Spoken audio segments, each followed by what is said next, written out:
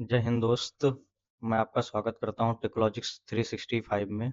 जैसे मैंने python series और current C sharp series start किए हैं, तो आपको अगर पाइथन पढ़ना हो, जैसे बेसिक टू एडवांस और इंटरव्यू लेवल क्वेश्चन है, सारे कुछ प्रैक्टिस करा रहे हैं इस पे अपने पाइथन सीरीज पे। तो आपको कहीं अलग जाने की जरूरत नहीं पड़ेगी। अगर आप सही से अच्छे से पढ़ेंगे तो इंटरव्यू निकल जाएगा। मेरे मतलब पाइथन सीरीज देखना, हाँ आपको लग सकता है कि वीडियो थोड़ा लंबा जा रहा है, लेकिन क्या है कि अगर इंटरव्यू लेवल क्वेश्चन कराने में आपको अगर मैं ओवरव्यू देता चला जाऊँगा तो इंटरव्यू लेवल के क्वेश्चन आप सॉल्व नहीं कर पाएँगे। सिंपल हो सकता है कैलकुलेशन परफॉर्म कर लें। वैसे करण सर आपको पढ़ा रहे हैं डीएसए, सी शार्प से डीएसए। तो अभी सी शार्प की प्रोग्रामिंग लैंग्वेज पढ़ा रहे हैं। अगर किसी को अगर सी शार्प या डॉट नेट के रिलेटेड फील्ड में जाना है तो आप मेरे सी शार्प के प्ले लिस्ट पे जाके देख सकते हैं। और मैं अभी क्या है कि मैथमेटिक्स 2 स्टार्ट किया हूँ, जो लेक्चर अब मेरा तीसरा है आज। तो मैंने आपको बताया था पहले भी कि जैसे कि मैं आपको मैथ के जितना है, जैसे एग्जाम रिलेटेड क्वेश्चन को आपको प्रैक्टिस कराता रहूँगा पूरा कॉन्सेप्ट क्लियर। तो आपको अगर किसी भी एकेटीयू का एग्जाम रिलेटेड क्वेश्चन देखना हो या सब प्रैक्टिस तैयारी करना हो, तो आप किसी भी सब्जेक्ट की अगर ज़रूरत हो तो आप मेरे को कमेंट में मतलब कमेंट डालिए, मैं आपको प्रोवाइड करने की कोशिश पूरा करूँगा। तो और चलते हैं, मैं जैसे आज बताया तीसरा लेक्चर में, पहला लेक्चर क्या था कि linear differentiation of nth order with constant coefficient. तो आपको पहला लेक्चर ये मतलब पहला लेक्चर में इसको बताया था कि सी एफ पी आई कैसे निकालते हैं, इसके सारे केसेस कितने होते हैं।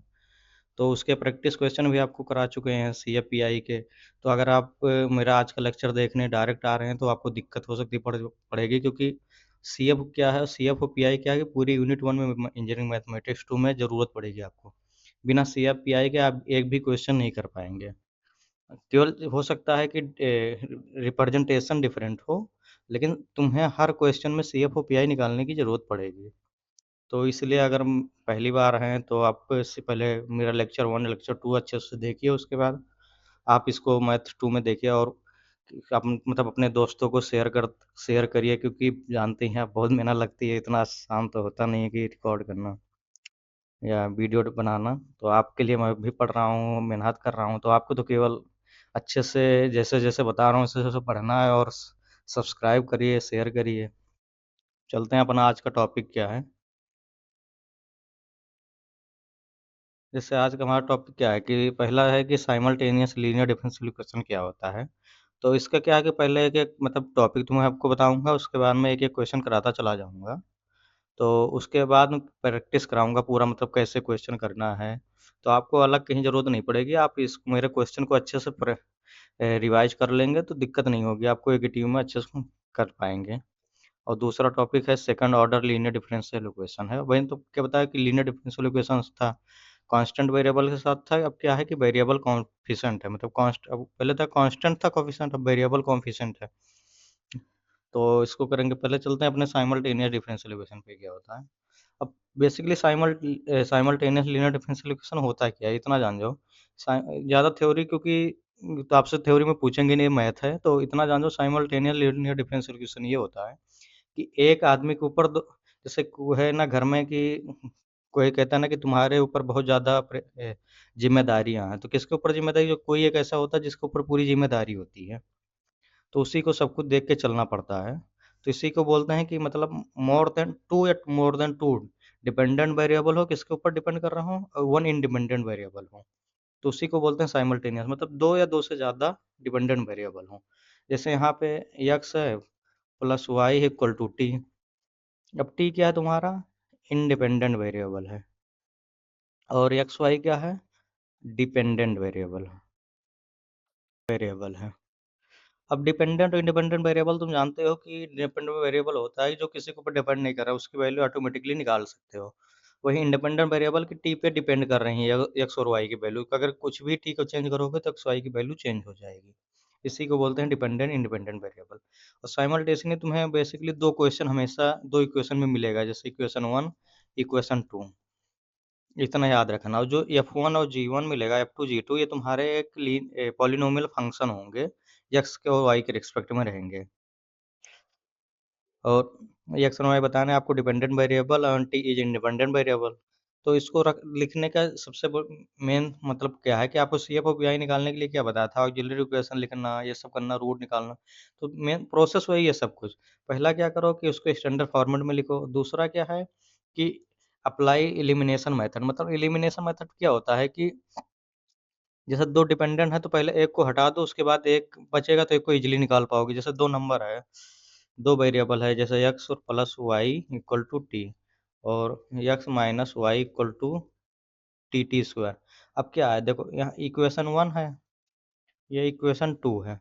तो इसमें क्या है कि दो इक्वेशन है और दो डिपेंडेंट वेरिएबल हैं, तो इसको तुम कुछ ऐसा करोगे, एडिशन सब्ट्रैक्शन कुछ भी, तो एक को जैसे जो डिपेंडेंट वेरिएबल एक थी, सॉरी डिपेंडेंट वेरिएबल एक थी है, तो उसको रिमूव कर दो, हटा दो, काट दो, तो बचेगा क्या, जैसे ऐड करोगे तो यहाँ 2x हो जाएगा, ये y y cancel, equal to t plus t square.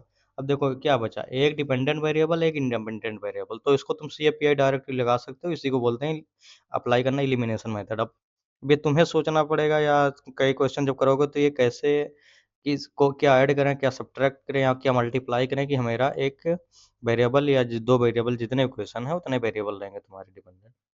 फिर क्या करना है, तीसरा क्या है, कैलकुलेट करना है C F and P I. जो प्रीवियस मेथड जैसे C F O P I जैसे बताया ना, कि इसके बिना C F O P I के तुम मेरा ये लेक्चर देखोगे तो डायरेक्ट समझ में नहीं आएगा। तो C F O P I पहले फिर कैलकुलेट करना है, फिर कुछ नहीं करना है, राइट द रिक्वायर्ड आंसर। फिर तुम्हारा क्या है कि आंसर लिख देना, जैसे C F O P I आ गया तो एक्स और वाई का आएगा अलग अलग, तो उसी की इक्वेशन में रख के निकाल के लिखना है बस। अभी तुम बताएंगे प्रैक्टिस में कैसे करना है। अब चलते हैं इसका एक क्वेश्चन देखते हैं। अब क्वेश्चन क्या है कि जैसे यहाँ आपको बताया नहीं कि डिपेंड वो क्या होता है, सी साइमल्टेनियस डिफरेंशियल इक्वेशन, कि उसमें कुछ नहीं है, तुम्हारे पास दो डिपेंडेंट वेरिएबल होंगे, एक इंडिपेंडेंट, मतलब टू या मोर देन टू। तो यहाँ पे देखना, अब सही है ना थिकनेस, ये बताते रहना अगर कमेंट में मतलब कोई थिकनेस में दिक्कत हो रही होगी। तो अब यह देखो, यहाँ पे क्या है कि तुम्हारे पास एक x है, एक y है। तो इसमें क्या है, एक x है, एक y है, किसके ऊपर डिपेंड कर रहा है, t पे, ये दोनों t पे डिपेंड कर रहे हैं। तो क्या हुआ, x एंड y क्या है तुम्हारा, डिपेंडेंट वेरिएबल, और t क्या है तुम्हारा, इंडिपेंडेंट वेरिएबल। एक्स और वाई क्या है तुम्हारा, डिपेंडेंट वेरिएबल है, और टी क्या है, इंडिपेंडेंट वेरिएबल है।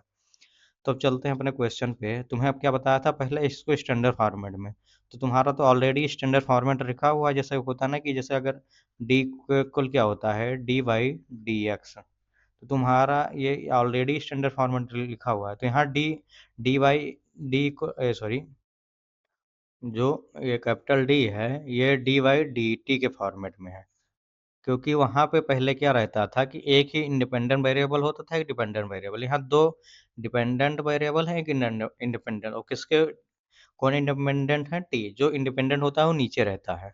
तो यहाँ तुम्हारा डी किसके रिस्पेक्ट में है, डी बाई डी टी के रिस्पेक्ट में। अब इसको क्वेश्चन लिखते हैं, क्या है, d plus one x plus y equal to e के पावर टी टी, ये तुम्हारा है दूसरा इक्वेशन। कौन है ये, एक दूसरा इक्वेशन क्या है, x plus D plus two y equal to t, तो ये तुम्हारा दूसरा इक्वेशन है।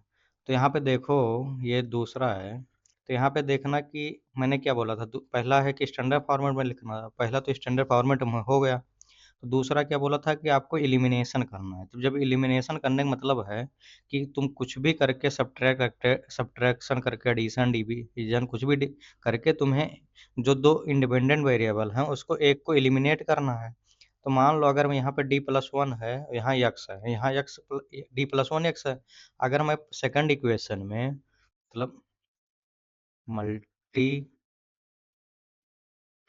By d plus one in equation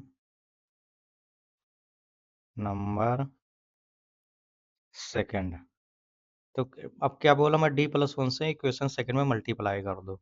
तो पहला क्या है तुम्हारा, d plus one x plus y equal to e के पावर टी। दूसरा क्या बना, ये इक्वेशन कौन सा है, ये एक। दूसरा क्या है, जब डी प्लस वन से मल्टीप्लाई कर रहे हैं, तो D plus one into x plus D plus one d plus to क्यों? क्योंकि d प्लस टू ऑलरेडी यहाँ पे है, तो d प्लस वन से तो मल्टीप्लाई कर रहे हो दोनों, तो इक्वेशन टू में इंटू वाई, और ये t है तो d प्लस वन तो t, ये कौन सा आ गया? Equation second. अब इसमें देखो, तुम क्या करो कि तुम्हारा x x कट जाए, यहाँ भी प्लस है, यहाँ भी प्लस है, तो अगर इसको माइनस कर दोगे सेकंड इक्वेशन का, तो तुम्हारा क्या होगा? ये x वाला वैल्यू जितने हैं सारे कट जाएंगे, क्योंकि सेम वैल्यू जीरो हो जाएंगे, तो इसमें भी माइनस, क्योंकि सारे जितने प्लस के नीचे माइनस हो जाते हैं, इसको कट गया। अब इसको ऐड करोगे तो क्या हो जाएगा? y माइनस, क्यों यहाँ माइनस है? तो d plus one, d plus two y equal to क्या हो जाए? e के power t minus d plus one t। ये तुम्हारा आ गया इक्वेशन। अब जब ये इक्वेशन आ गया, तब क्या करना? y को कॉमन कर लो, तो y जब कॉमन होगा, y जब कॉमन करोगे तो क्या आएगा? वन माइनस, अब इसको ब्रैकेट ओपन करो, तो d प्लस वन का भी बताता हूँ ब्रैकेट कैसे ओपन करोगे। d प्लस टू, ये y, यहाँ पे e के power t minus d plus one two t। तो देखना, तो ये क्या हो जाएगा? ये अब यहाँ पे जब ब्रैकेट ओपन करोगे तो क्या होता है? d plus one into D plus to multiply करोगे तो क्या आएगा? तो इसको जब मल्टीप्लाई करोगे तो पहले d को इसके साथ, इसको, तो डी स्क्वायर, फिर d को प्लस टू डी के साथ, two d plus D plus two, ये क्या आ जाएगा? D square plus three D plus two आ जाएगा। ये किसके इक्वल आएगा? ये आएगा d plus one d plus two, इसके इक्वल आएगा। तो इसको मैं ये रखते हैं अपने यहाँ पे, क्या? D square plus three D plus two into y, जब इसको ब्रैकेट ई का power t minus D t plus, sorry minus minus plus का मल्टीप्लाई क्या होता है? माइनस, माइनस प्लस का मल्टीप्लाई क्या होता है? Minus, minus minus t. अब इसको इरेज करते हैं यहाँ पे अपना, क्योंकि इसको आपको बता दिया कि कैसे आ रहा है। जब इसको इरेज कर दिया, अब क्या करते हैं? अब इसको सॉल्व करो। तो मैंने आपको क्या बताया हूँ कि डी क्या है? डी क्या है? डी बाई डी टी है, तो डी बाई डी टी है, तो मतलब टी को अगर डी डिफ्रेंसिएशन करोगे तो कितना आ जाएगा? वन, यहाँ पे कर देना अभी। तो यहाँ क्या है? D square plus three D plus two two I B के पावर टी। अब ये जिसके पास टी है, तो ये डी क्या है तुम्हारा? क्या हो जाएगा? यहाँ पे डी की जगह डी बाई डी टी रखोगे, तो D by D T into T minus t. अब क्या हुआ तुम्हारा? जब ये अभी सेम चल रहा है, D square plus three D plus two two y, अभी के पावर टी ऐसे है एच टी, जब डी का D by D t, t के रिस्पेक्ट में डिफ्रेंसिएशन करना है कितने बार? One bar.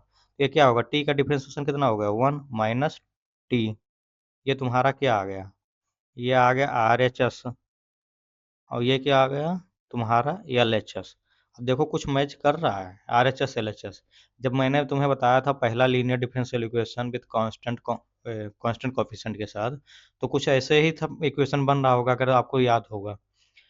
तो इसको निकालने के लिए मैंने क्या बोला था? पहले एल एच एस सॉल्व करो, सी एफ निकालना, फिर पी आई निकालना। तो यहाँ जब सी एफ निकालोगे तो क्या निकल जाएगा तुम्हारा?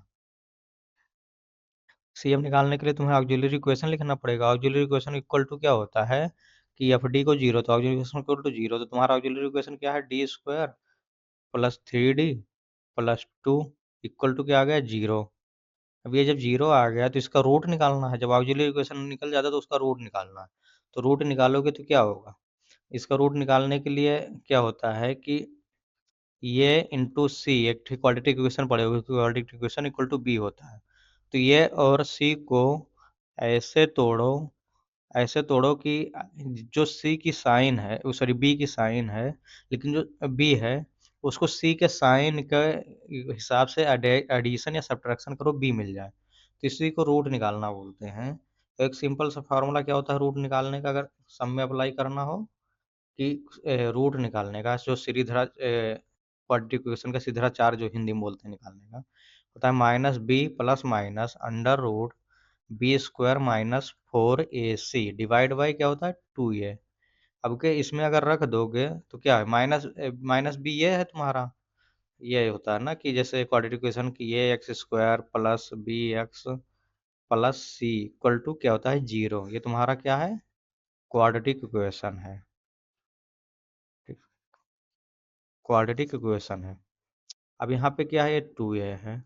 तो अब माइनस बी कितना है तुम्हारा 3, माइनस कितना हो गया 3 plus minus under root b² का मतलब 3 का स्क्वायर 9 माइनस 4, ये कितना है तुम्हारा 1, 1 इंटू सी कितना है 2 डिवाइड बाई 2 इंटू 1, क्योंकि ये 1 है, -3 plus minus 9 minus 8 divide by 2।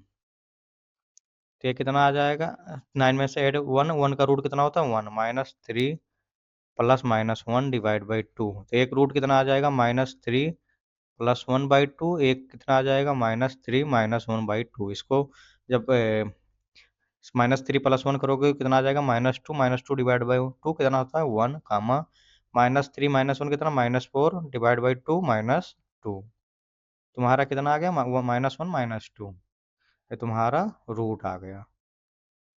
Root जिसे बोलते हैं तुम मान लो m1 कॉमा m2 कितना आ गया -1 कॉमा -2। तो तुम्हें क्या बताया था, अगर तुम्हारा रूट, अभी तुम्हें सिलो बता रहा हूँ उसके लिए, क्योंकि क्वेश्चन रटने नहीं होगा, जब तो एक एक स्टेप समझ लोगे तुम्हें समझने में बहुत आसान लगेगा कि कैसे मैथ सॉल्व करते हैं। तो तुम्हारा रूट अगर बोला था रियल हो एंड डिस्टिंक्ट हो, रियल एंड डिस्टिंक्ट हो, तो क्या तुम्हारा केस वन कौन सा अप्लाई होता था, केस, एक मिनट, कौन सा केस वन, केस वन क्या था कि सी एफ इक्वल टू, अगर रियल मतलब रूट तुम्हारा रियल हो डिस्टिंक्ट हो, तो c1 e⁻m1x plus c2 e⁻m2x plus c3 e⁻m3x plus dot dot dot. ये तुम्हारा क्या था, केस था, अगर तुम्हारा रूट रियल एंड डिस्ट्रिक्ट हो। तो यहाँ पे अब रख दो तो क्या आ जाएगा तुम्हारा सी एफ आ जाएगा। तो जब सी एफ रखोगे क्या आ जाएगा, c1 की जगह पर c1 e⁻m1 का कितना है -1 माइनस एक्स हो गया प्लस c2 e⁻m2 -2x हो गया। ये तुम्हारा क्या आ गया, सी एफ आ गया। अब दूसरा क्या है, अगर तुम्हें जनरल सॉल्यूशन निकालना हो तो पीआई निकालने की जरूरत पड़ती है। देखो सब कुछ प्रोसेस वही चल रहा है कि यहाँ क्या हो रहा था, वहां पे क्या था, एक डिपेंडेंट वेरिएबल था एक इंडिपेंडेंट।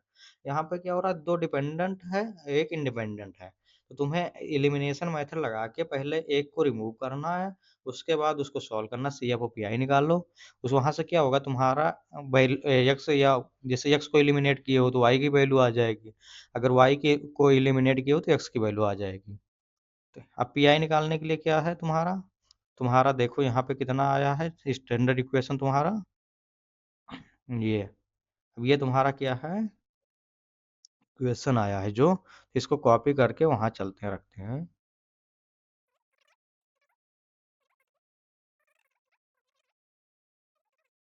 ये आ गया तुम्हारा क्या है, आर एच एस है, ये है L H S, L H S, ये क्या है आर एच एस।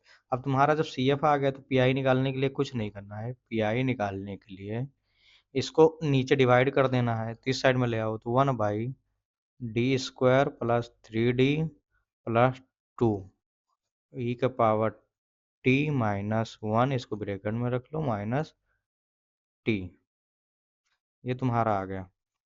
अब इसको पी आई जब निकालोगे तो इसको क्या, पहले ब्रैकेट ओपन करो, तो जब ब्रैकेट ओपन करोगे तो इसको अलग कर लो, 1/d² प्लस 3d प्लस 2, इसको e⁻t माइनस कॉमन कर लो, तो ये क्या आ जाएगा, क्योंकि कई कितने जगह लिखोगे, d² प्लस 3d प्लस 2, इसको माइनस कॉमन किया था, कितना आ गया था t+1। ये कितना हो गया तुम्हारा, क्या हो गया pi1, ये कितना हो गया pi2, ये तुम्हारा। अब pi1 कितना है, pi1 कितना है 1/, D square plus 3d plus 2 ई का पावर टी। और पी आई टू कितना है, 1/, D square plus 3d plus 2 minus के साथ है। यहाँ माइनस नहीं, बाद में क्या है कि P I minus P I one minus P I two कर देना, यहाँ पे अभी माइनस नहीं लगाते हैं। तो यहाँ पे क्या हो जाएगा तुम्हारा, क्या है, टी प्लस 1। अब इसको सॉल्व करो तो बोला था कि अगर तुम्हारा Q of x, Q x कौन था, राइट हैंड साइड अगर ई के पावर टी हो तो कौन सा कुछ क्या करना है, केस वन। पी आई निकालने के लिए क्या था, केस वन। केस वन में क्या होता है कि कुछ नहीं करना था, होता है ई के पावर टी, तो मतलब जैसे ई के पावर यहाँ मान लो ये टी मानना लो, यहाँ पे ये मान लो ये एक्स था, तो ये डी को रिप्लेस कर देना है ए के साथ। कब रिप्लेस करना है, जब F A not equal to zero हो तब रिप्लेस करना है। तो यहाँ पे देखो, अगर तुम वन रखोगे तो यहाँ माइनस है नहीं, सारे प्लस हैं तो जीरो हो ही नहीं सकता, तो डायरेक्ट यहाँ हम रिप्लेस ही कर देते हैं। तो यहाँ मेरा क्या मिल जाएगा, पी आई वन। तो वहाँ पे रखो, यहाँ पे डी की जगह पे क्या रख दो, डी के जगह पे वन रख दो, तो वन का square plus 3d into one plus two, multiply में क्या हो जाएगा, ई का पावर टी। क्या किया हूँ, डी को रिप्लेस कर दिया हूँ वन से, इसको लिख देना। अब इसको सॉल्व कर लो, सिंप्लीफाई पी आई वन, तो जो सिंप्लीफाई करोगे तो क्या हो जाएगा, ई के पावर टी, और वन का स्क्वायर कितना होता है, वन, वन और थ्री इंटू वन, वन इसका square plus three plus two कितना हो गया, 6। तो ये तुम्हारा क्या आ गया, P I one. P I two निकालना है, तो पी आई टू निकालने के लिए कुछ नहीं करना है, इसको वन बाई क्या था, D square plus 3d plus two था, इंटू क्या था, टी प्लस वन। तो बताया था तुम्हें, अगर तुम्हारा क्या कहते हैं, B I, sorry, Q of x अगर पॉलिनोमियल हो तो कुछ नहीं करना है, तुम्हें जो एफ ऑफ डी है उसको किसी तरह F of one plus minus D बना देना है, और उसके पावर माइनस में ले आना है, माइनस के आना, बस और कुछ नहीं करना है। अगर तुम्हारा एफ ऑफ डी इस तरह है, ये भी पॉलिनोमियल हो, तो किसी न किसी तरह तुम्हें इस फॉर्मेट लिख के उसको ऊपर पहुंचा देना है बस। तो यहाँ पे जैसे मैं क्या कर रहा हूँ, पी आई टू निकालने के लिए यहाँ पे क्या कॉमन करूँ कि वन बन जाए, टू को कॉमन करो तो यहाँ वन प्लस डी के फॉर्मेट बन जाएगा। हाँ, तो यहाँ टू कॉमन कर लो, तो क्या हो जाएगा, वन प्लस इसको D square plus 3d divide by two, अब टी प्लस वन। अब इसको देखो, ये क्या, इसको मान लो पूरे को क्या मान लो, यक्स मान लो, तो जब पूरे को वन यक्स मान लोगे तो किस फॉर्म में बन जाएगा, वन प्लस यक्स। अब वन प्लस यक्स ये इस तरह है, अगर इसको इस तरह लिख दिए, वन प्लस यक्स का पावर माइनस वन, क्या one divide by one plus x का लिख सकते हो, वन प्लस एक्स का पावर माइनस वन, हाँ, तो इसी के फॉर्मूले से लिख दो। तो इसको क्या करते हैं, इराज इरेज कर देते हैं। अब देखो इस तरह लिखते हैं, तो P I two equal to one by two, इसको लिख दो one plus d square plus 3d by two के power minus one t plus one.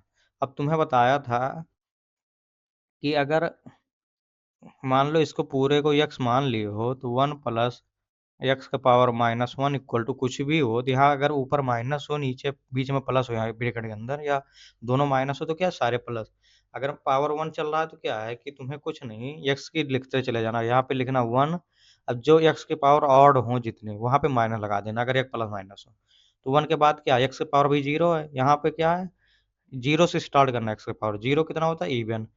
और एक्स के पावर जीरो वन आ गया, माइनस एक्स के पावर वन, तो यहाँ एक्स आ गया क्योंकि ऑड आ गया, फिर plus x square minus x cube plus x के पावर फोर, ऐसे ऐसे चला जाएगा।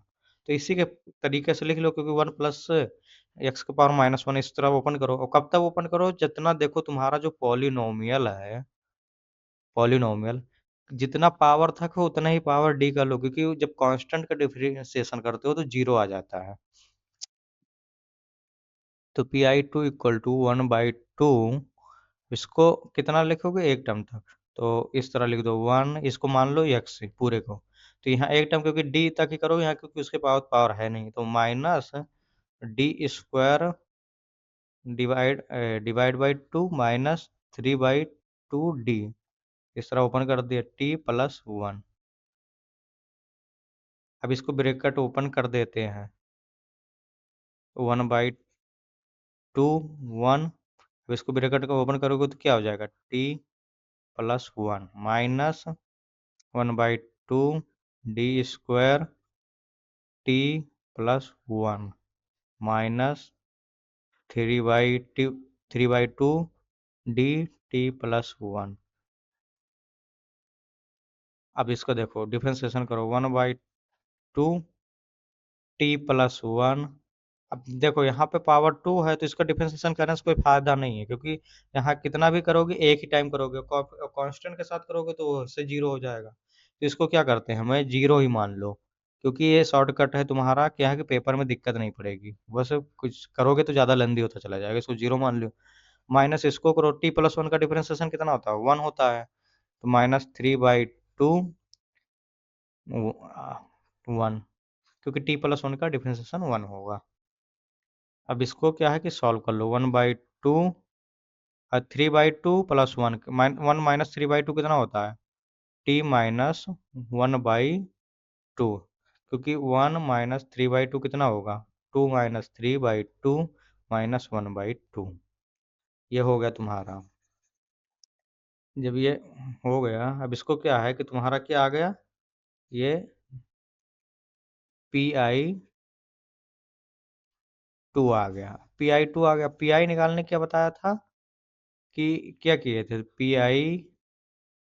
Pi minus Pi1 minus Pi2, ये है। Pi1 कितना है तुम्हारा, Pi1 ये आया था तुम्हारा इस तरह, Pi1 ये था e⁻t/6, यहाँ रख दो, equal to e⁻t divide by 6। Pi2 कितना है, माइनस 1/2 t माइनस 1/2, ये आ गया तुम्हारा Pi। अब Pi आ गया, CF आ गया। तो जब Pi और CF आया तो जनरल इक्वेशन को ही क्या बोलते हैं, जनरल जो इक्वेशन है वो क्या होता है, CF प्लस Pi।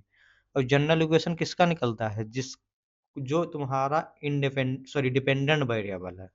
तो अभी यहाँ पे x को एलिमिनेट किया था, y को नहीं किया था, तो y के रिस्पेक्ट में हम क्या है, CF Pi निकाल रहे हैं, तो तुम्हारा y क्या हो गया है अभी, डिपेंडेंट वेरिएबल, और t क्या है, इंडिपेंडेंट वेरिएबल। तो ये तुम्हारा क्या आ जाएगा, y आ जाएगा, जनरल इक्वेशन y का आ जाएगा।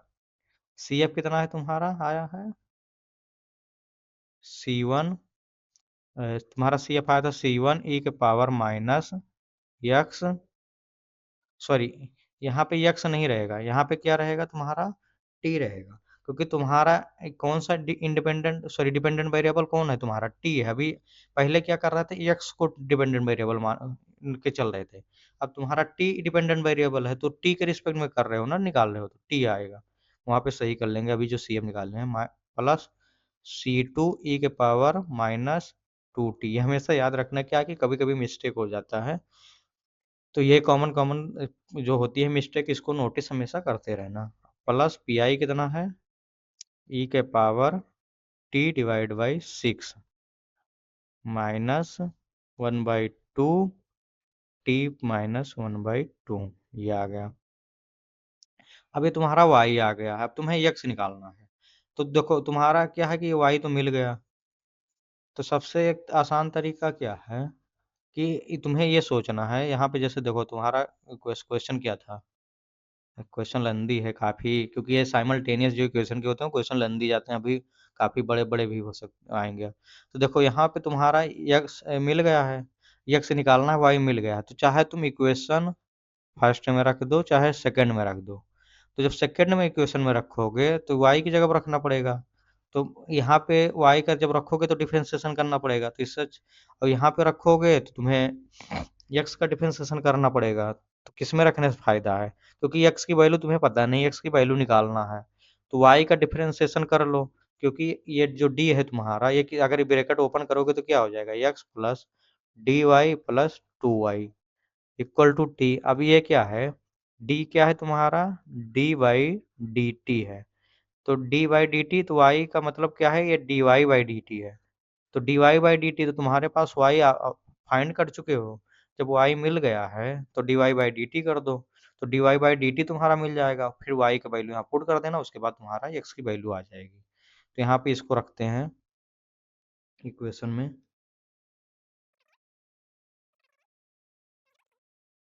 यहाँ पे पुट कर दो। जब यहाँ पे पुट करोगे, सॉरी ये आ गया तुम्हारा। अब क्या है कि इस इक्वेशन में तुम्हें ये y की वैल्यू रखना है, तो इसको मान लो इस इक्वेशन को पकड़ लो 2 को। तो यहाँ पे x प्लस टू, सॉरी 2 नहीं रहेगा। यहाँ पे क्या है कि जब ब्रैकेट ओपन करोगे तो dy plus 2y equal to t, ये तुम्हारा है।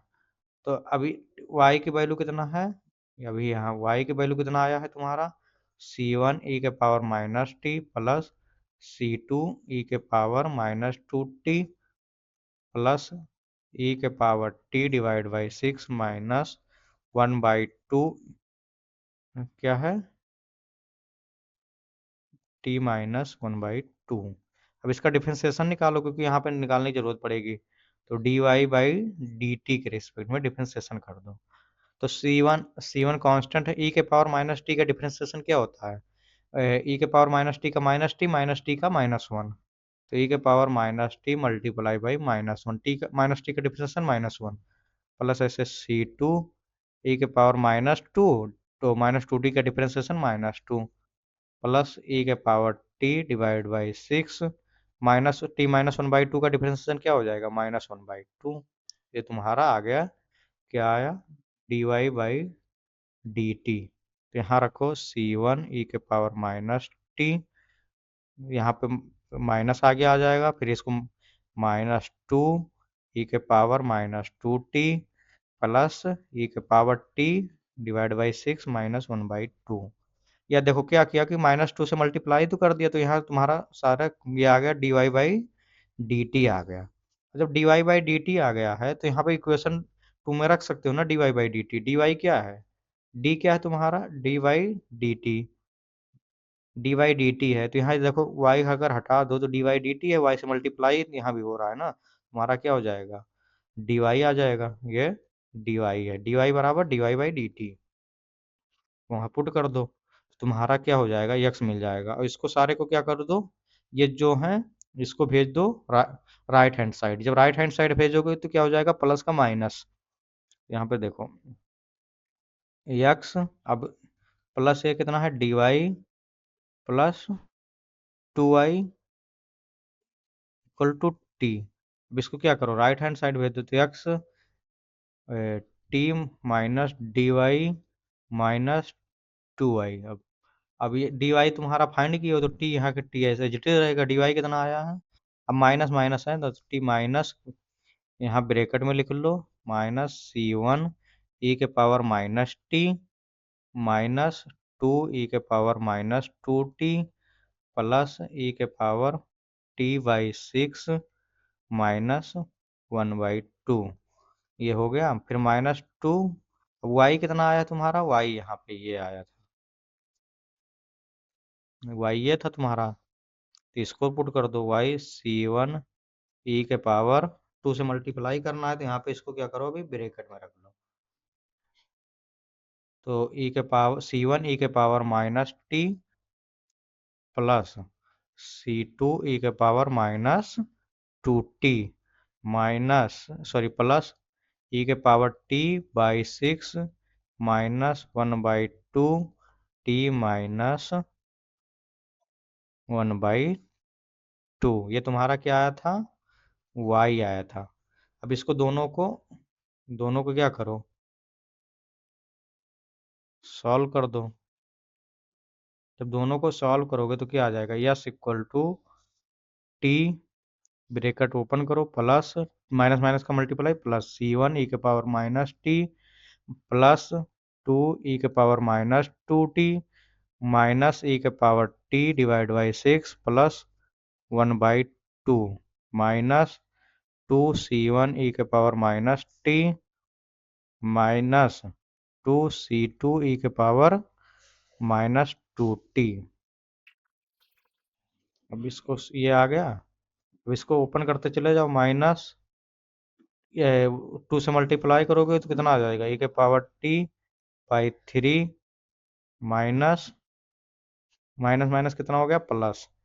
तो यहाँ प्लस टी -1/2 ये तुम्हारा आ गया।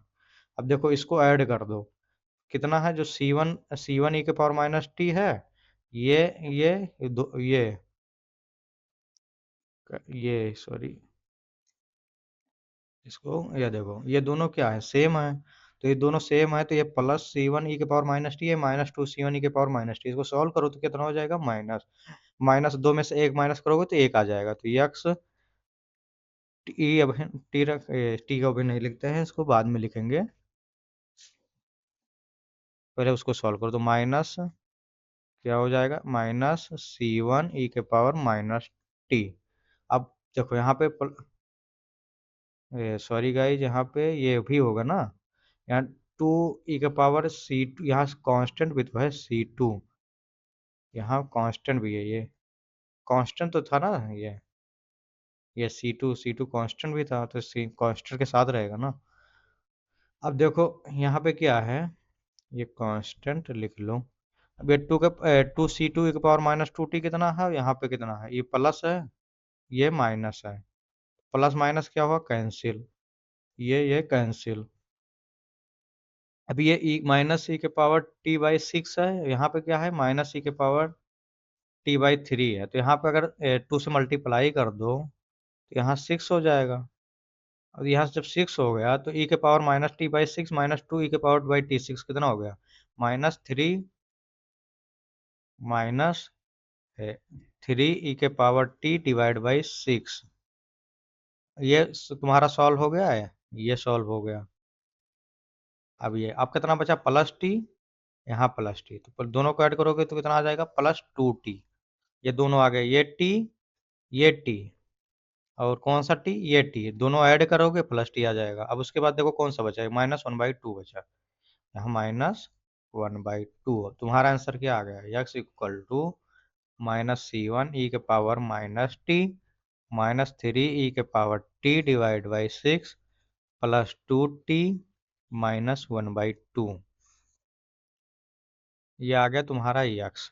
y कितना आया था, y आया था C1 e के power -t plus C2 e के पावर -2t प्लस e के power t divide by 6 -1/2 t -1/2। ये तुम्हारा क्या आया था, y आया था। ये x है, ये y है, दोनों क्या है तुम्हारा आंसर, ये आंसर मिलेगा। अब ये हुआ कि y को तुमने डिफरेंशिएशन किया, y को ना डिफरेंशिएशन करके मैं ये मेथड नहीं बताऊंगा, ये तुम खुद करना, कमेंट में बताना अगर हो जाए, कि डिफरेंशिएशन ना करके x को पहले तो क्या किया था, x को एलिमिनेट किया था, अब तुम y को एलिमिनेट करके x का CFPI निकालना। उसके बाद में फिर जैसे किया y का निकाल चुका हूँ, तो मैंने क्या किया है कि x को निकालने के लिए dy बाई dy का डिफरेंशिएशन किया। तुम ये मत करना, तुम ये करना कि x को एलिमिनेट ना करके y को एलिमिनेट करो, x की वैल्यू निकालो। क्या है कि कभी कभी तुम्हें होता है कि डिफरेंशिएशन बहुत टफ हो जाता है या नहीं हो पाता, कुछ कॉम्प्लेक्स आ जाता है, तो उसके लिए तुम्हें क्या करना पड़ता है, जैसे y का प्रोसेस पूरा फॉलो किए हो वैसे तुम्हें x का प्रोसेस फॉलो करना पड़ेगा। हाँ, हो सकता है ये तुम्हारा जो ये x और y है दोनों अलग अलग आए, क्योंकि डिपेंड करेगा उसके CFPI के ऊपर, लेकिन आंसर सही माना जाएगा। और जो जो तुम स्टेप लिखे हो, हम सारे स्टेप नहीं बताए हैं, लेकिन तुम एक एक स्टेप को वहाँ समझा देना, जैसे तुम क्या रख रहे हो उसकी जगह पे, तो ये सब तुम्हारा मैटर करेगा। और क्वेश्चन तो ये लेंदी होते ही हैं साइमल्टेनियस इक्वेशन के, उसकी टेंशन मत लो, क्योंकि अपना प्रोसेस करते रहो या देखो, क्योंकि बहुत ज़्यादा लेंदी होते हैं। अब चलते हैं अपना नेक्स्ट क्वेश्चन की तरफ, नेक्स्ट टॉपिक की तरफ। हमारा हो गया क्या, ये साइमल्टेनियस लीनियर डिफरेंशियल इक्वेशन हमने कर दिया है। तो अब देखते हैं कि अपना नेक्स्ट टॉपिक, और इसको मैं अभी आगे और प्रैक्टिस क्वेश्चन कराऊंगा। अभी एक क्वेश्चन तुम्हें बताया था कि होता कैसे है, फिर नेक्स्ट टॉपिक ही चलते हैं, जैसे यही क्वेश्चन आपको कराया हूँ। अब नेक्स्ट टॉपिक हमारा क्या है, हमारा नेक्स्ट टॉपिक क्या है कि second order linear differential equation. अभी तक क्या बताया था तुम्हें? साइमल्टेनियस डिफरेंशियल इक्वेशन, जैसे second order linear differential equation with variable coefficient है। अभी तक हमारा हमारा फर्स्ट टॉपिक क्या था, ये नोटिस करो। एक मिनट दिखाता हूँ कि क्या था अपना फर्स्ट टॉपिक। देखो हमारा पहला टॉपिक ये था, इसको देखते हैं। यहाँ पे अपना टॉपिक क्या है कि ये देखो, पहला टॉपिक क्या था? Linear differential equation, linear differential equation of nth order with constant coefficient. मतलब ये था कि पहले CFPI निकालने के लिए तुम्हारे पास nth ऑर्डर तक तुम्हारा डिफरेंशिएशन जा सकता था, कोई बाउंड्री नहीं थी। लेकिन हाँ क्या था, तुम्हारा कांस्टेंट कोएफिशिएंट था। मतलब जो तुम्हारा यहाँ पे कोएफिशिएंट आ रहा है ये वाला, ये कांस्टेंट है। अब क्या है कि तुम्हारा nth ऑर्डर तक ना जाके तुम्हारा क्या है, एक मिनट गाइज, ये सॉरी ये स्लाइड हटी जा रही है। जो ये nth है, ये nth क्या है तुम्हारा, ये पहले nth ऑर्डर था। अब क्या कंपलसरी कर दिए हैं कि तुम्हारा जो डेरिवेटिव जाएगा वो सेकंड ऑर्डर तक जाएगा। मतलब दो से ज्यादा तुम्हारा डेरिवेटिव नहीं होगा। तो तुम्हारा जब दो से ज्यादा डेरिवेटिव नहीं होगा, ये हो गया। और दूसरा क्या बात है, जो हमारा नेक्स्ट टॉपिक है यहाँ क्या है, कांस्टेंट कोफिशिएंट है। कांस्टेंट कोफिशिएंट, वहां पे कांस्टेंट कोफिशिएंट मतलब हम नहीं है। अब ये कोफिशिएंट क्या रहेगा हमारा, वेरिएबल।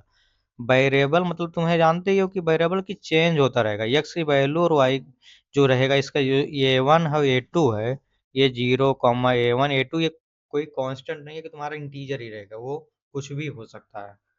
तो इसी को बोलते हैं कि वेरिएबल कोफिशिएंट। अब अपना टॉपिक देते हैं वहां पे क्या है। या देखो यही अपना टॉपिक है कि second order linear differential equation of variable coefficient. अब यहाँ देखो ax और जो bx और cx है, तुम्हारा कुछ नहीं है। ax bs cx ये फंक्शन ऑफ x है। मतलब x का फंक्शन है। x का फंक्शन मतलब क्या है कि तुम्हारा बोला ना कि ये चेंज होता रहेगा, कोई डिफाइन नहीं है कि तुम्हारा ये कांस्टेंट ये सब है।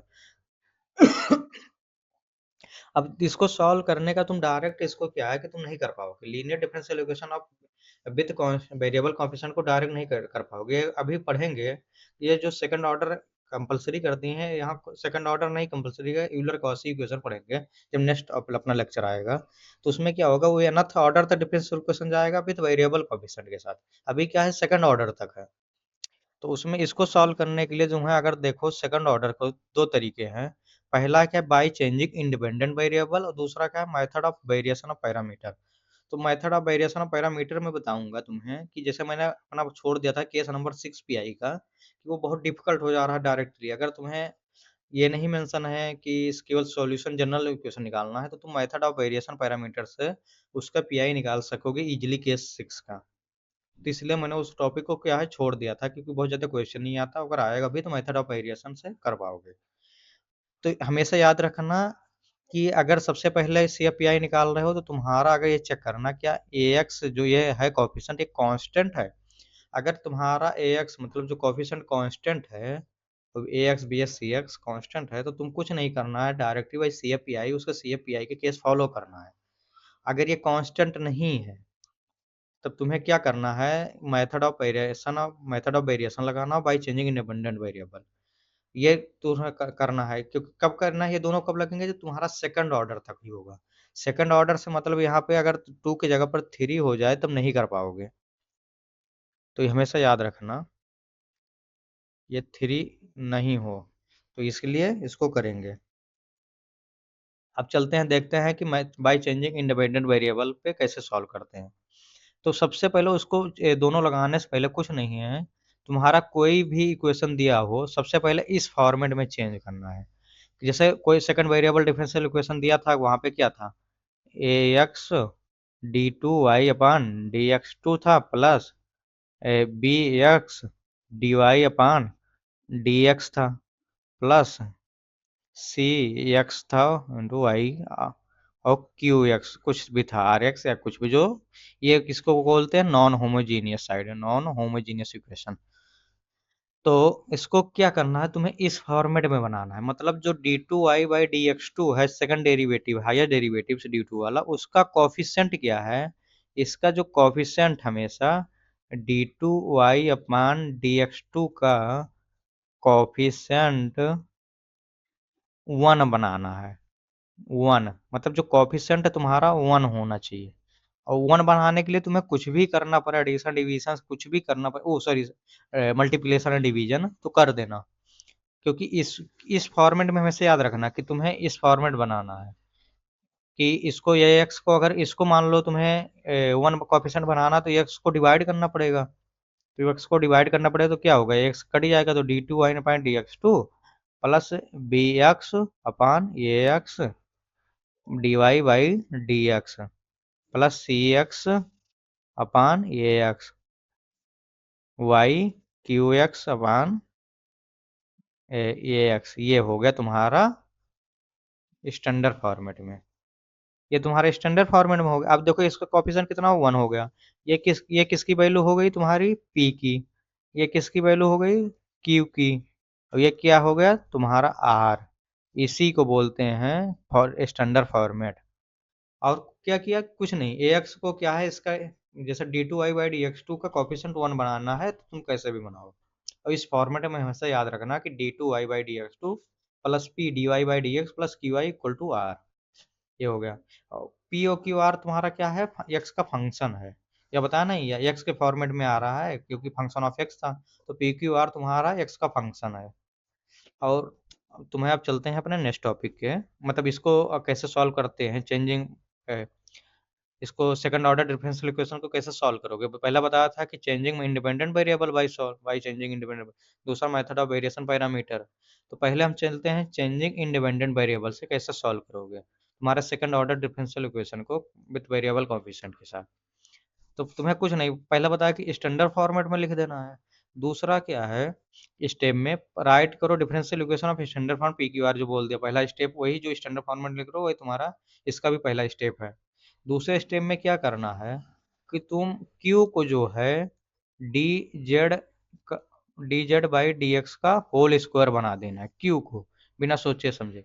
लेकिन हाँ, क्यू को हमेशा याद रखना तुम्हारा परफेक्ट स्क्वायर ही लेना है। जैसे मान लो q minus two x square है, तो क्यू को तुम माइनस माइनस को इग्नोर कर दो, क्योंकि इसको परफेक्ट स्क्वायर नहीं बना पाओगे, ये बन जाएगा कॉम्प्लेक्स तुम्हारा, इमेजिनरी। तो इससे क्या है कि माइनस को इग्नोर कर दो, केवल टू एक्स स्क्वायर ले लो या एक्स स्क्वायर ले लो, दोनों सही है।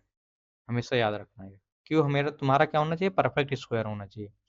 फिर उसके बाद क्या करना है, जब तुम्हारा D z square by D x हो गया, क्यों परफेक्ट है, तो इसको स्क्वायर जब उस साइड में भेजोगे तो तुम्हारा D Z by D x की यही वैल्यू आ गई। तो उसके बाद जब तुम्हारा मान लो d Z by D x आया, मान लो तुम्हारा एक्स क्यों कितना था, एक्स स्क्वायर, तो ये कितना हो गया x D Z by D x. अब तुम्हें जेड निकालना है तो कुछ नहीं, D z upon x D x कर दो, इसको दोनों तरफ इंटीग्रेशन ले लो। जब इंटीग्रेशन लोगे तो क्या हो जाएगा, लिमिट जीरो से जेड, डी जेड का इंटीग्रेशन जेड हो गया और एक्स का integration x square by two आ गया। ये तुम्हारा क्या हो गया, प्लस सी, उस सी को कांस्टेंट इग्नोर कर दो, तुम्हारा जेड आ गया। अब जेड आ गया तो तुम्हें D two Z by D x two निकालना है, तो तुम्हें D Z by D x पता है कितना है तुम्हारा एक्स। तो इसको एक बार डिफरेंशिएशन आउट कर दो तो D two Z by D x two बन जाएगा, ये कितना हो जाएगा वन। ये तुम्हारा ये तीनों इक्वेशन इसी से आ जाएंगे जब क्यूब मानोगे। जब तुम्हारा ये तीनों आ जाए तो उसके बाद क्या करना है, स्टेप थ्री में, स्टेप थ्री में ये फार्मूला हमेशा क्योंकि रटा होना चाहिए, इसको बिना रटे नहीं कर पाओगे। हाँ। अब यहाँ देखो स्टेप थ्री में क्या करना है, कुछ नहीं, पी वन निकालना है। पी वन निकालने के लिए क्या है, तुम्हारा D two Z by D x two plus P D Z by D X, मतलब तूने जो D Z by D X माना था होल स्क्वायर, उसका सेकंड डेरिवेटिव और फिर D Z by D X multiply by P, जो P तुम्हारा है क्वेश्चन में, जो तुम्हारा पी क्या था यहाँ पे, पी था तुम्हारा ये जब इसको इसके हिसाब से मैच करना है। एक मिनट गाइस, कहाँ गया पेन, पेन नहीं मिल रही है। पेन, पेन ही गायब हो जाती यार। ये पेन है, तो ये पी है, इसके फॉर्मेट में क्या है D Y by D x, इसको इरेज करते हैं तब बताता हूँ। ये क्या था कि a x d two Z by D x two, sorry d two D y था plus B x D Y by D x plus क्या था, सी एक्स वाई था, equal to q of x था। अब क्या करो रहे हो, मैंने क्या बोला कि तुम्हें इस फॉर्म में स्टैंडर्ड फॉर्मेट में इसको लिखना है, तो इसको स्टैंडर्ड फॉर्मेट में तब ए एक्स को रिमूव करना है, इसका d two Y by D x two को कॉफिशिएंट वन बनाना है। तो डी ए एक्स से डिवाइड कर दो सारे तरफ, d x two a x से डिवाइड करोगे तो कितना हो जाएगा, one plus B x y a x D Y by D x plus C x upon A x y plus equal to q x upon a x हो गया तुम्हारा। अब ये होगा, ये तुम्हारा क्या आ गया, पी आ गया, ये कितना आ गया तुम्हारा, क्यू आ गया, ये क्या हो गया, आर। अब यहाँ से तुम्हें देखो, जो तुम्हारे D Y by D X के साथ कौन सा होता है, पी, वाई के साथ कौन सा होता है, क्यू, जो राइट हैंड साइड होता है उसके जिसके साथ कोई डिपेंडेंट वेरिएबल नहीं है, वो आर हो गया। अब देखो यहाँ से तुम्हारे p की वैल्यू मिल जाएगी, जब p की वैल्यू यहाँ से मिल जाएगी, कुछ ना कुछ रहेगा तो यहाँ पे पुट कर देना। अब तुम D two Z by D x two निकाल चुके हो, D Z by D X निकाल चुके हो। अब नीचे तुम्हारे यहाँ से D Z by D x का होल स्क्वायर कर देना, जो तुम्हारा क्या था, क्यू था, यहाँ पे हो गया। ऐसे क्यू वन निकालने के लिए Q by D Z by D x का होल स्क्वायर, क्योंकि हमेशा ये वही आएगा, वन ही, लगभग ऑलमोस्ट वन ही आता है। आर वन ये आ जाएगा तुम्हारा, ऐसे हमेशा याद रखना। तुम्हारा आर वन निकाल लियो, d Z by D x find कर चुके हो, इसका होल स्क्वायर यहाँ पे पुट कर देना। तुम्हें क्या मिल जाएगा, पी क्यू आर वन। जब ये पी क्यू आर वन मिल जाए तो तुम्हें एक नया डिफरेंशियल इक्वेशन बनाना है। जो नया डिफरेंशियल इक्वेशन किसके रिस्पेक्ट में था, अभी तक क्या था कि तुम्हारा एक्स के रिस्पेक्ट में डिफरेंशिएशन हो रहा था, अब किसके रिस्पेक्ट में, जेड के रिस्पेक्ट में। वही सब कुछ चल रहा है, तुम्हारा डिफरेंशिएशन चेंज हो गया किसके रिस्पेक्ट में, जेड के। D two Y by D Z two plus P one D Y by D X D Z plus Q one Y equal to R one, ये तुम्हारा आ गया। जब इसको ये आ गया है तो इसको क्या करना है, यहाँ से अभी तक अभी एक तुम्हारा एक स्टैंडर्ड फॉर्मेट मिल गया तुम्हें क्या निकालने के लिए, जैसे देखो ये कुछ मैच कर रहा है, जैसे सी एफ और पी आई निकालते थे जब linear differential equation with constant coefficient. यहाँ पे देखो तुम्हारा हमेशा यह ध्यान रखना, पी वन और क्यू वन तुम्हारा कांस्टेंट ही आएगा। अगर कांस्टेंट पी और क्यू नहीं आ रहा है मतलब तुमने कुछ निकालने में गलती की है। आर हो सकता है एक्स के वेरिएबल में आ जाए, लेकिन पी और क्यू हमेशा कांस्टेंट ही आएगा।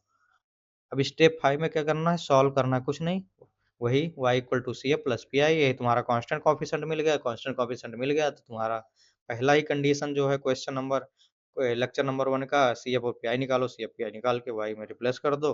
फिर किसके टर्म में आएगा तुम्हारा, जैसे वो बोला नहीं था साइमल्टेनियस डिफरेंशियल इक्वेशन निकाल रहा था कि वहां पे t के रिस्पेक्टिव इंटीग्रेशन हो डिफरेंशिएशन हो रहा था, इंडिपेंडेंट वेरिएबल कौन सा था, t।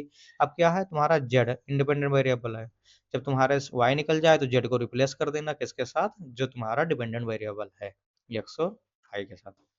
चलते हैं इसका एक क्वेश्चन देखते हैं।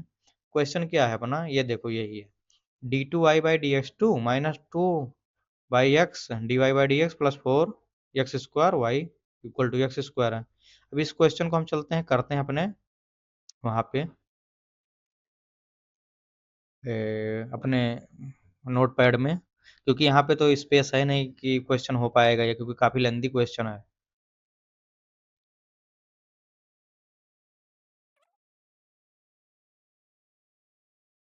यह देखो अपना क्वेश्चन क्या है, ये यही था ना।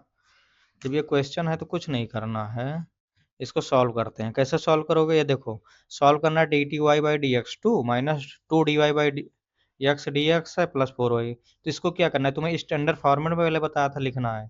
स्टैंडर्ड फॉर्मेट में लिखने के लिए क्या करना पड़ेगा, मान लो स्टैंडर्ड फॉर्मेट क्या है तुम्हारा, एक मिनट, स्टैंडर्ड फॉर्मेट क्या है, फॉर्मेट क्या है कि तुम्हारा क्या था, D two Y upon D x two plus P D Y by D x plus Q Y equal to R, तुम्हारा ये क्या है, स्टैंडर्ड फॉर्मेट है। ये चेंजिंग इंडिपेंडेंट वेरिएबल निकालने के लिए स्टैंडर्ड फॉर्मेट ये है। अब देखो हमेशा क्या करना है कि तुम्हें इसका जो D two Y by D x two coefficient one, तो यहाँ पे देखो कॉफिशेंट क्या है, वन ही है। तो जब ये कॉफिशेंट वन है तो इसी के फॉर्मेट में है ना, तो तुम्हारे यहाँ से देखो इसको कंपेयर करो तो क्या मिलेगा, पी की वैल्यू कितना मिल गई, minus two by X, Q की वैल्यू कितना मिल गई, four by X square, R की वैल्यू कितना मिल गई, एक्स स्क्वायर, ये तुम्हारा पी क्यू आर मिल गया। जब तुम्हें पी क्यू आर मिल गया तो तुम्हें क्या बताया था, स्टेप वन तुम्हारा कंप्लीट हो गया, कि स्टेप वन में था स्टैंडर्ड फॉर्मेट में पी क्यू आर में लिखना। स्टेप टू में क्या बोला था, तुम्हें कुछ नहीं करना है, तुम्हें D Z by D x का whole square equal to q ले लेना है। अब तुम्हारा क्यू कितना है, क्यू तुम्हारा 4/x² है, क्योंकि यहाँ नेगेटिव है नहीं तो मैंने डायरेक्ट ले लिया। अब देखो तो यहाँ से क्यू स्क्वायर ये बन गया, तो क्यू का ले लिया वैल्यू 4/x²। तो 4/x² को इस तरह लिख सकते हैं 2/x का होल स्क्वायर। अब देखना ये दोनों स्क्वायर स्क्वायर क्या हुआ, कैंसिल हो गया। जब कैंसिल हो गया तो क्या बचा तुम्हारा D Z by D X equal to 2/x। ये तुम्हारा डी जेड की वैल्यू आ गई। जब डी जेड की आ गई तो सबसे पहले तुम्हें क्या कैलकुलेट करना है, पहला था क्या D Z by D x calculate, ये तुम्हें मिल गया। दूसरा क्या था, जेड निकालना था।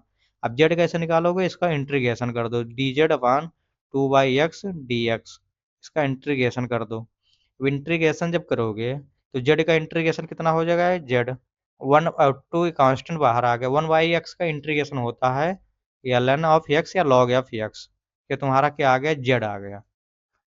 जब ये जेड आ गया, अब तुम्हें दूसरा क्या बोला था कि D two Z by D x two निकालना है, तीसरा पॉइंट ये निकालना है। तो इसको निकालने के लिए तुम्हें क्या है, तुम्हें D Z upon D x पता है कितना, 2/x। इसको दो बार डिफरेंशिएशन और कर दो, एक बार और कर दो, तो यहाँ क्या हो जाएगा, D two Z upon D x two minus 2/x²।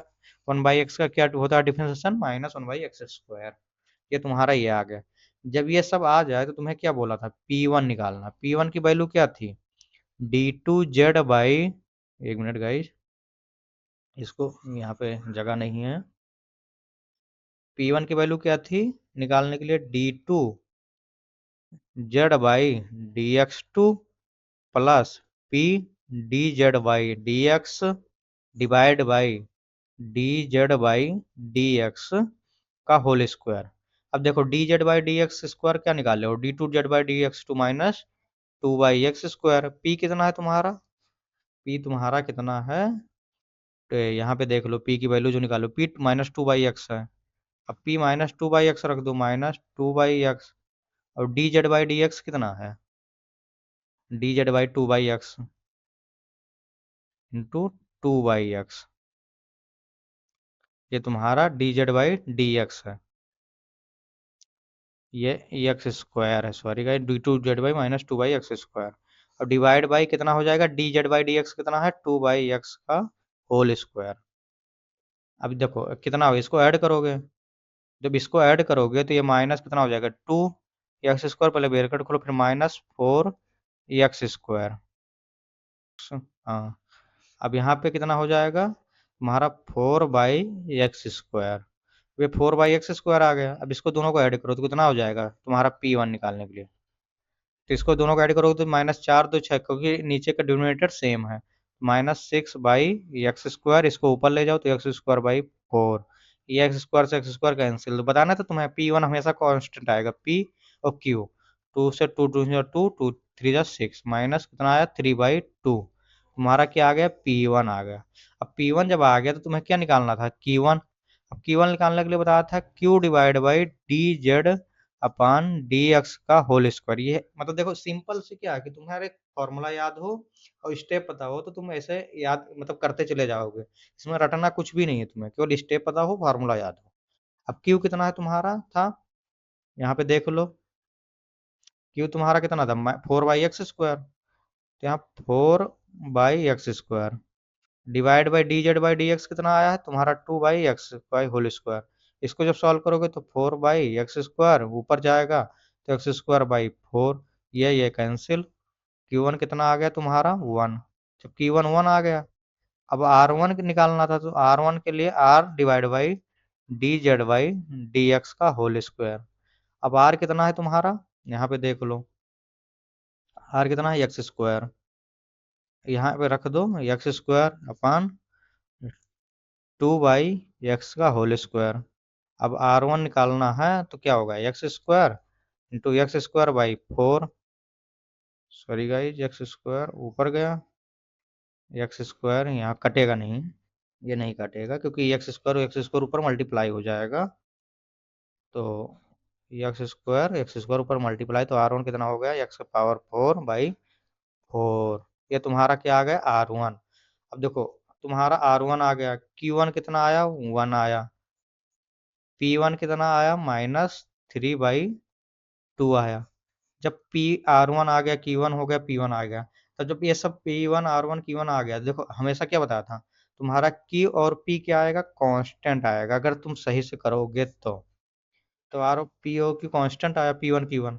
जब P1 Q1 कांस्टेंट आया तो एक बोला था एक नया डिफरेंशियल इक्वेशन तुम्हें लिखना है। नया डिफरेंशियल इक्वेशन किसके, अभी तक x के रिस्पेक्ट में कर रहे थे, अब क्या है z के रिस्पेक्ट में, क्योंकि यहाँ सारे z के रिस्पेक्ट में आया है। तो नया डिफरेंशियल इक्वेशन कुछ नहीं, d2y/dz2 plus P1 dy/dz plus Q1 y equal to r। अब देखो ये हो गया है कि यहाँ पे देखता दिखाता हूँ तुम्हारा नया डिफरेंशियल इक्वेशन इसी तरह था ये। देखो यहाँ यही पे था ना कि d2y/dz2 plus P1 dy/dz plus Q1 y plus equal to r1। यही देखो यहाँ पे मैच कर रहा होगा ये हो गया अपना। अब इसको क्या करना है, कुछ नहीं, अब इसको P1 और Q1 की सबकी वैल्यू तुम्हें पुट कर देना है। तो d2y/dz2 प्लस P1 कितना आया है -3/2, तो प्लस माइनस मल्टीप्लाई कितना होता है माइनस, तो यहाँ माइनस P1 की वैल्यू 3/2 dy/dz, Q1 कितना आया है 1, 1 इंटू वाई, आर कितना आया है x के पावर 4/4, ये आया है तुम्हारा आर। अब ये देखो क्या है, ये क्या बन गया, कुछ समझ में आ रहा है, ये तुम्हारा बन गया है लीनियर डिफरेंशियल इक्वेशन बन गया, तुम्हारा लीनियर डिफरेंशियल इक्वेशन बन गया nth ऑर्डर का। अब अभी मान लो nth ऑर्डर, क्योंकि स्क्वायर में कांस्टेंट कोफिशिएंट के मतलब ये देखो तुम्हारा कोफिशिएंट क्या हो गया, सारे कांस्टेंट हो गए। जब कांस्टेंट हो गए तो इसको क्या करना है तुम्हें, ऑक्सिलरी फॉर्मेट में लिख लेना। ऑक्सिलरी फॉर्मेट में इसको क्या है कि dy dz को रिप्लेस कर दो कैपिटल डी से। अभी तक क्या कर रहे थे, कैपिटल डी को डी बाई डी एक्स कर रहा था, अब कैपिटल डी को कर दो डी बाई डी जेड से। तो यहाँ क्या हो जाएगा D square minus 3/2 D plus 1, Y को कॉमन कर लो इक्वल टू 0। ये तुम्हारा क्या हो गया, ये हो गया तुम्हारा ऑक्सिलरी इक्वेशन इक्वल टू 0। ये हो गया। जब यहाँ से ये तुम्हारा ऑक्सिलरी इक्वेशन मिलेगा तो तुम यहाँ से रूट निकाल सकते हो, जब रूट निकल जाएगा तो तुम्हारा सी एफ निकल जाएगा। तो सी एफ निकालने के लिए क्या है तुम्हारा D square -3/2 D plus 1 equal to 0। ये तुम्हारा ये वाला ऑक्सिलरी इक्वेशन हो गया। तो जब ये ऑक्सिलरी इक्वेशन हो गया तो यहाँ से रूट निकालने के लिए 2d² -3d plus 2 equal to 0। अब इसको रूट निकालो कैसे, तुम्हें बताया था ना कि रूट निकालने के लिए कि सीरीज क्वाड्रेटिक इक्वेशन का रूट कैसे निकलता है। क्योंकि यहाँ पे माइनस बी क्या है 3, -3 है, माइनस माइनस प्लस हो जाएगा B plus minus under root B square कितना है 3, -3 का होल स्क्वायर कितना होता है 9 होता है, -4, ये कितना है 2, सी कितना है 2 डिवाइड बाई 2 इंटू ये कितना 2। तो यहाँ तुम्हारा देखो root minus minus plus 3 plus minus under root 9, 4 दूनी 8 दूनी 16 -16 डिवाइड बाई 4। तो रूट 3 प्लस माइनस 16 में से 9 गए कितना होता है 7, 9 7 16 -7 डिवाइड बाई 4। अब इस तरह इसको लिख सकते हो root 3 plus minus root 7 iota divide by 4, इस तरह लिख दिया। तो ये देखो ये क्या बन गया तुम्हारा, अगर इसको तोड़ोगे m1 में तो 3/4 plus iota root 7/4 3/4 minus iota root 7/4। ये कुछ बन रहा है तुम्हारा कॉम्प्लेक्स कॉम्प्लेक्स फॉर्मेट में, प्लस माइनस कॉम्प्लेक्स फॉर्मेट में। तो कॉम्प्लेक्स फॉर्मेट जब तुम्हारा बन रहा है तो क्या बताया था कि अगर तुम्हारा alpha plus iota beta plus minus हो तो तुम्हें क्या लगाना है, कुछ नहीं लगाना, केस नंबर 3 था तुम्हारा कि अगर तुम्हारा रूट इमेजिनरी एंड कॉम्प्लेक्स हो, जो डिस्ट्रिक्ट हो, मतलब कॉम्प्लेक्स होना चाहिए आयोटा के फॉर्मेट में, तो तुम्हें सी एफ निकालने के लिए कुछ नहीं करना है। ई के पावर अल्फा एक्स, यहाँ एक्स क्या है तुम्हारा, जेड है, तो यहाँ अभी अभी रख दे रहा हूँ, एक्स तुम्हारा जेड है, plus C one cos beta X plus C two sine beta X, ये तुम्हारा था सी एफ निकालने का। अब यहाँ पे रख देते हैं, तो सी एफ क्या आ जाएगा, ई के पावर अल्फा कितना है तुम्हारा 3/4, तो 3/4 एक्स की इसकी जगह क्या रखना है, जेड, क्योंकि जेड के रिस्पेक्ट में तुम कर रहे हो, तो 3/4 Z plus C one, bracket में सी वन कॉस, और बीटा की जगह कितना है, √7/4 Z plus C two sine √7/4 Z, ये आ गया तुम्हारा सी एफ आ गया, ये सी एफ आ गया। अब सी एफ जब आ गया तो तुम्हें पी आई निकालना है। अब पी आई निकालने के लिए क्या था कि जो तुम्हारे राइट हैंड साइड है और उसको लेफ्ट हैंड साइड को राइट हैंड साइड में लेकर जाना है, तो उसको डिवाइड कर देना है। तो तुम्हारा क्या है, ये है तुम्हारा पूरा ये क्वेश्चन है। यहाँ पे जीरो ना करके ये लिख दो, एक्स का पावर 4/4। अब लिखन, अब इसको क्या है, उठाओगे जब d² - 3/2d+1, इसको क्या करो, कॉपी कर लेते हैं। तो जब कॉपी कर लेंगे तो क्या है, वहां पे देखने में दिक्कत नहीं पड़ेगी इसको। एक मिनट, यहाँ पे लेकर चलते हैं इसको, अभी इरेज करते हैं।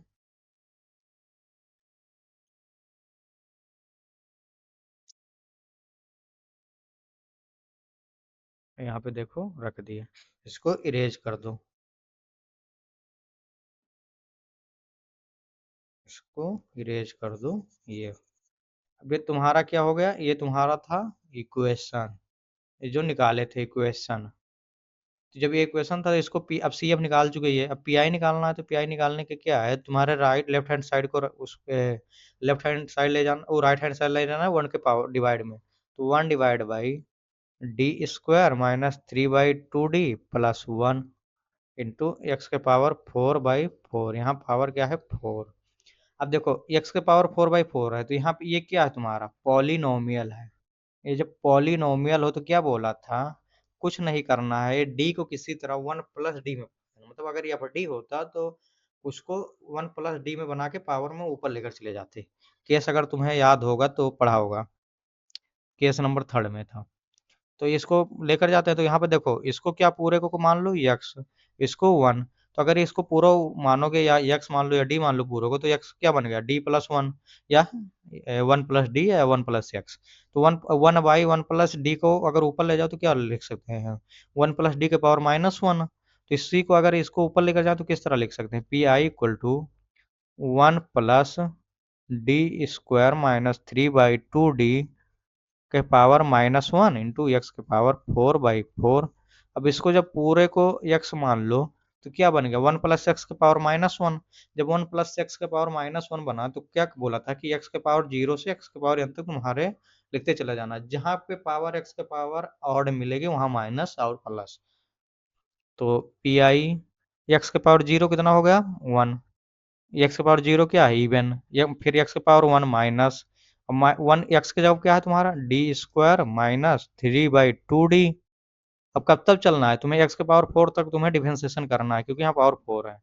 दूसरी बार क्या होगा प्लस एक्स स्क्वायर की जगह क्या है d² + d² - 3/2d का होल स्क्वायर, इसको मल्टीप्लाई कर दो किससे, एक्स के पावर 4/4 से। अब तुम्हें पी आई मिल गया। जब पी आई यहाँ पे निकाल रहे हो तो एक्स के पावर 4 से मल्टीप्लाई कर दो पहले सारे तरफ, या पहले इसको सॉल्व कर लो, 1 - d² - 3/2d प्लस इसको ब्रैकेट ओपन करो तो डी के पावर 4 -9/4 d², क्योंकि a - b का whole square -2 d² into 3/2 D. ये तुम्हारा क्या हो गया, ब्रैकेट ओपन है, एक्स का पावर 4 डिवाइड बाई 4, ये आ गया। अब पी आई यहाँ पे निकालते हैं, सॉल्व करते हैं। अब इसको एक्स के पावर 4 को अंदर मल्टीप्लाई कर दो, तो एक्स के power 4/4 minus d square x के power 4/4 minus 3d 3/2d x के पावर 4/4। एक्स के पावर 4/4 इंटू डी नहीं लिखना है, डी इंटू x/4 हो, क्योंकि गलत हो जाएगा। डी क्या है, डी/डी है, जेड है। सॉरी गाइस, यहाँ एक्स ही था।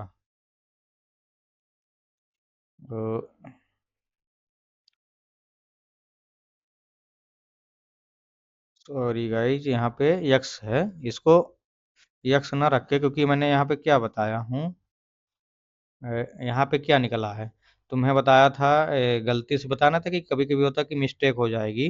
तुम्हें जो ये आ रहा है कि किसके रिस्पेक्ट में निकाल रहे हो, जेड के रिस्पेक्ट में, तो ये जेड को जो एक्स के पावर 4 है, एक्स के पावर 4/4 है, इसको किससे रिप्लेस कर देना है, एक्स को, क्योंकि एक्स तुम्हारा क्या है कि अब तुम्हें नहीं मालूम, तुम जो जेड निकाल रहे हो तुम्हारे इंडिपेंडेंट वेरिएबल और जेड बन गया एक्स की जगह। तो जब एक्स का जब डिपेंडेंट वेरिएबल जेड बन गया, तो एक्स का पावर 4 एक्स को रिप्लेस करना है जेड के साथ।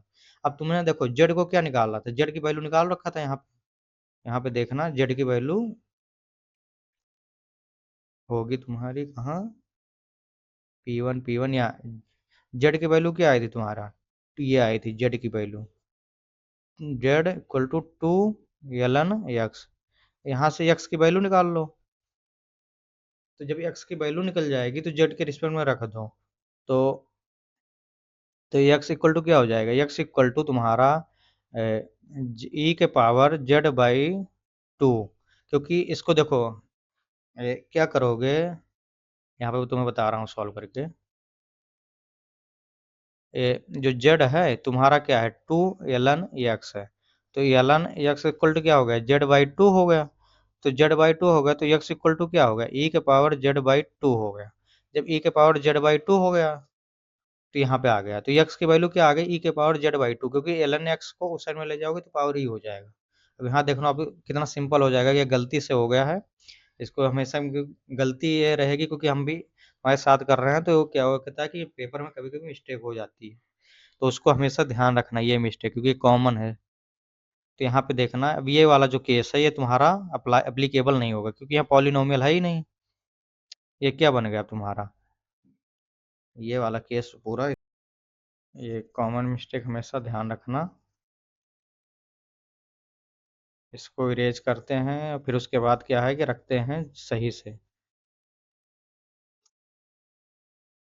या देखो, अब यहाँ पे क्या है, ये इसको भी इरेज करो। अब जेड की वैल्यू क्या निकाला हूँ, जेड की एक्स की वैल्यू क्या निकाला हूँ, ई के पावर जेड/2, ई के पावर जेड/2। तो तुम्हारा R1 कितना आया है, R1 आया है तुम्हारा, या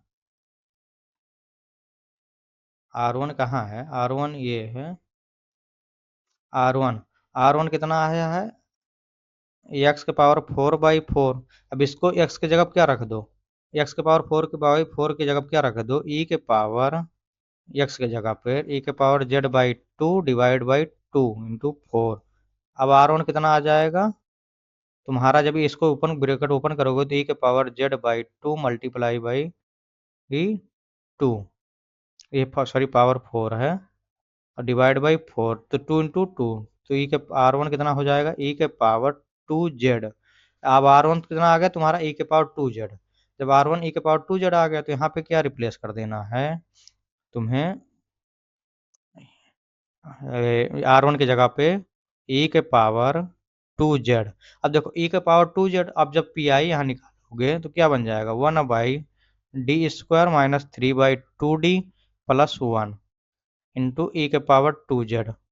अब ई के पावर 2z, जब ई के पावर 2z बन गया तो ये क्या बन गया, केस फर्स्ट पी आई निकालने के लिए।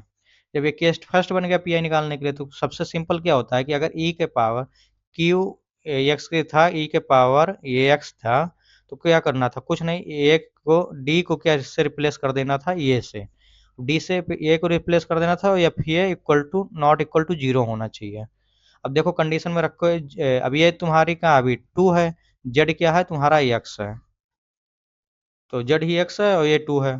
तो यहाँ पे रख के देखो, डी को रिप्लेस करो किससे, 2 से, तो पी आई कितना हो जाएगा तुम्हारा, 1/4, 2 का स्क्वायर कितना, 4, -3/2 इंटू 2 प्लस 1 इंटू कितना, ई के पावर 2 जेड, 2 से 2 कैंसिल, तो पी आई कितना आ गया, ई के पावर 2 जेड अपान 4 - 3, 1 प्लस 1 कितना आ गया, 2। ये तुम्हारा आ गया पी आई। जब ये पी आई आ गया ई के पावर 2 जेड/2, ये आ गया। हमेशा याद रखना है, कभी कभी मिस्टेक हो जाती है कि क्योंकि याद रहता हमेशा यक्स, हमने क्या लिया डिफरेंशियल इक्वेशन जेड के फॉर्म में, तो जो जब तूने जेड के फॉर्म में डिफरेंशियल इक्वेशन अपना माना है, जो तुम्हारी आर वन वैल्यू यक्स के फॉर्मेट में आ रही है, तो उसको जेड यक्स किस में चेंज करना है, जेड में। ये हमेशा ध्यान रखना।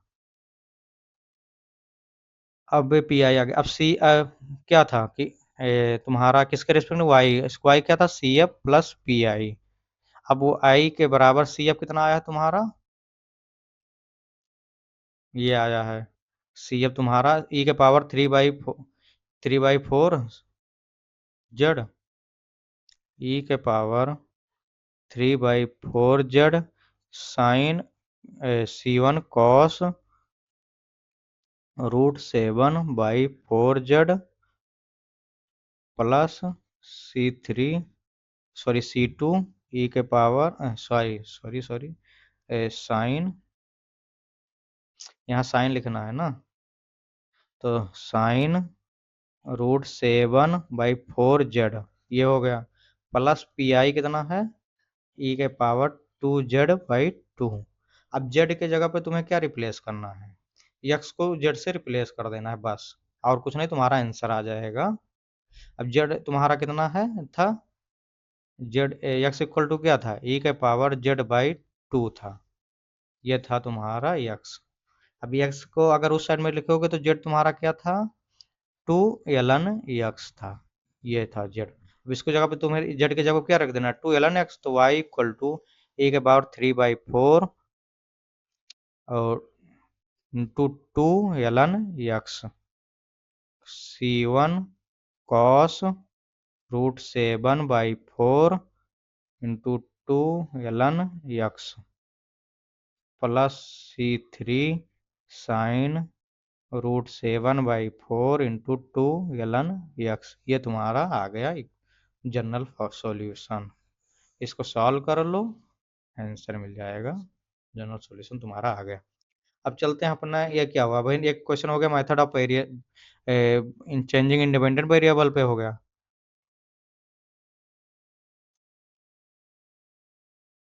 ये कौन सा था तुम्हारा, second order differential solve by changing independent variables, ये तुम्हारा हो गया। अब चेंजिंग इंडिपेंडेंट वेरिएबल से तुम्हें इस तरह निकालना है, पहले पी क्यू आर निकालो, फिर P one Q one are one निकालो, फिर एक नया डिफरेंशियल इक्वेशन क्रिएट करो।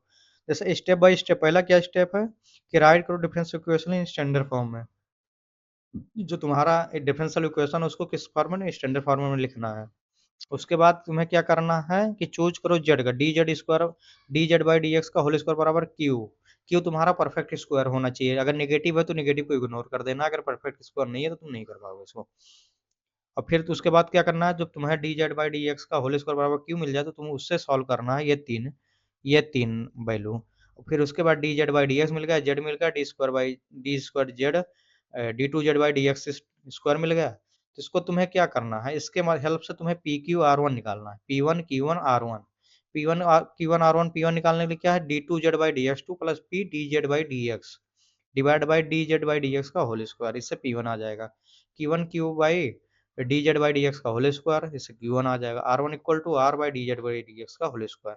हमेशा याद रखना कि पी वन और क्यू वन तुम्हारा कांस्टेंट आएगा।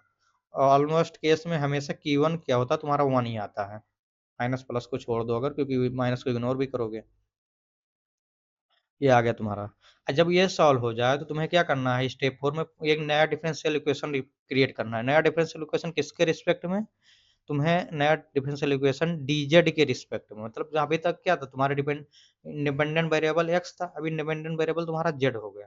तो जेड के जब रिस्पेक्ट में करोगे तो तुम्हारा आर वन की वैल्यू आएगी एक्स के फॉर्मेट में, तो R1 की वैल्यू x के फॉर्मेट में, तो उसको चेंज करके तुम्हें z में लाना है, क्योंकि तुम्हारा जो डिफरेंशिएशन कर रहे हो किसके फॉर्मेट z के, तो x क्या बन गया तुम्हारा कांस्टेंट, तो 0 आ जाएगा R1, तो इसलिए तुम्हें x को चेंज करके z के फॉर्मेट में लाना है।